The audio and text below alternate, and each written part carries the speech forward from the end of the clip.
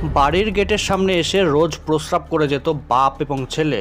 প্রতিবাদ করতে গিয়ে আহত প্রতিবেশী মহিলা।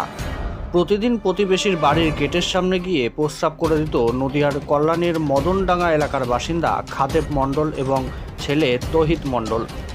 বারবার প্রতিবেশী আজিম গোলদার এবং তার স্ত্রী না করলেও শোনেননি তারা।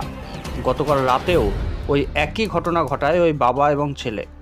পরবর্তীতে শুরু হয় বচসা। প্রতিবেশীর সাথে সেই বচসা হাতাহাতিতে পরিণত হলে বাবা এবং ছেলের হাতে মাথা ফাটে। আহত হন প্রতিবেশী আজিম গোলদারের স্ত্রী রওশনা আরা বিবি। আহত ওই প্রতিবেশী মহিলা বর্তমানে কল্যাণী জেএনএম হাসপাতালে চিকিৎসাধীন। আরেকবার জানাই, বাড়ির গেটের সামনে এসে রোজ প্রস্রাব করে যেত বাবা এবং ছেলে। প্রতিবাদ করতে গিয়ে আহত প্রতিবেশী মহিলা। প্রতিদিন প্রতিবেশীর বাড়ির গেটের সামনে গিয়ে প্রস্রাব করে দিত নদিয়ার কল্যাণীর মদনডাঙ্গা এলাকার বাসিন্দা খাদেব মণ্ডল এবং তহিদ মণ্ডল। বারবার প্রতিবেশী আজিম গোলদার এবং তার স্ত্রী না করলেও শোনেননি তারা। গতকাল রাতেও সেই একই ঘটনা ঘটায় ওই বাবা ছেলে। পরবর্তীতে শুরু হয় প্রতিবেশীর সাথে বচসা। সেই বচসা পরে হাতাহাতিতে পরিণত হলে বাবা ছেলের হাতে মাথা ফাটে। আহত হন প্রতিবেশী আজিম গোলদারের স্ত্রী রওশনা আরা বিবি। নদিয়া থেকে সুদীপ বিশ্বাসের রিপোর্ট, বেঙ্গল টুডে। এখানে হয়েছে আমাদের বাড়ির সামনে ড্রেন আছে, পাকা ড্রেন পঞ্চায়েতের, আর ওর পাশের বাড়ির লোক আমার বাড়ির সামনে এসে প্রস্রাব করে প্রায় দিন। বলা হয়, প্রায় বলা হতে আজকে বলেছি, আর বলার পরে ও কিস্তি খামারে দিচ্ছি। বলে তুই এরকম করে বলছিস কেন, আসতে বলতে পারছিস না? কী আসতে বল, পুরাই করিস।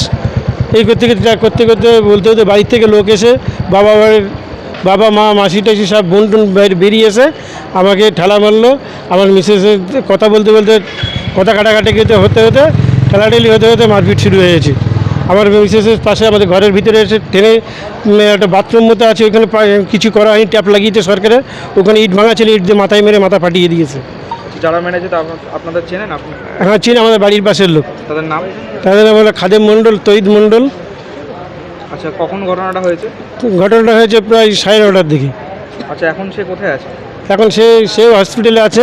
এবং যারা মেরেছে তারা কোথায় আছে এখন? তারা এখনও হসপিটালে আছে, সে একজন হসপিটালে আছে। আচ্ছা, হাতাহাতির মধ্যে আপনাদের মধ্যে কতজন ছিলেন? হাতাহাতি ওরা ছিল, ওর বাবা ছিল, আর আমি আমার মিসেস ছিলাম। আচ্ছা, আপনার স্ত্রীর নাম? আমার নাম আজিম গোলদার। আপনার বাড়ি? আমার মদনডাঙ্গা, কল্যাণী। বলছি ভাই, কী হয়েছে? আমি বাড়িতে ছিলাম না, আমাকে একজন ফোন করে বললো তোদের বাড়িতে ঝামেলা হচ্ছে। আমি বাড়িতে গিয়ে দেখি মাকে মেরে মাথা ফাটিয়ে দিয়েছে, অনেক কেটে গেছে।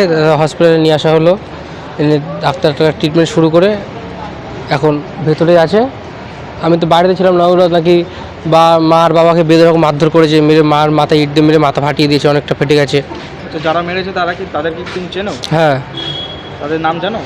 খাদেম মণ্ডল আর তহিদ মণ্ডল, এরা দুজনেই মেরেছে। আর ওদের বাড়ির আরও মহিলারা ছিল, ওরা এসে করেছে, ঠেলাঠেলি করেছে। সেই খাদের মণ্ডল ওরা কোথায় থাকতেন?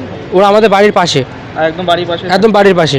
ঝামেলাটা কবে থেকে শুরু হয়েছে? ঝামেলাটা মানে ওরা টয়লেট করতো প্রতিদিন, মানে মাঝে সাঝে এবারে দেখতো, আমরা বারণ করতো। এর বাবা আজকে বারণ করার সত্ত্বেও ওরা নাকি এসে বাবাকে মারধর করেছে, বাবার মাকে। মার মাথাটা ফেটে গেছে।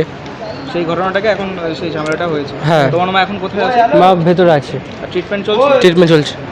তোমার নাম? আমার নাম মিরাজ গোলদার, বাড়ি মদনডাঙ্গা।